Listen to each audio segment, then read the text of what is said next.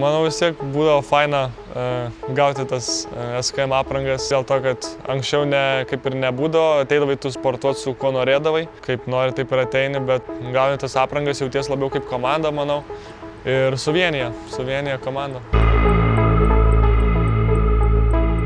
Aš Kasparas Zakučionis. Prisimenu, kaip reikėjo numerį įsirinkti, kaip atvažiavau čia, aš prieš tai būdavau kaip ir 7 žaisdavau anksčiau, kai buvau jaunesnis ir darželį 7, bet paskui, kai reikėjo jau rinktis naują numerį, kažkaip norėjau pakeisti, ar buvo užimtas 7 ir prisimenu, kaip su tėčiu namuose užsirašėm numeriukus ant lapo ir išbraukinėjom, kurie mums negražus, kurie netinka arba kurie nieko nereiškia. Ir taip gavos, kad liko 32 numeris ir kažkaip pasirinkau ir žaidžiau visus 6-7 metus su 32. Bet nemeluosiu, aš tikrai nei dėl šako, nei dėl nieko, man tiesiog pasirodė gražus numeris 32 ir kažkaip man pritiko ir su juo užaugau.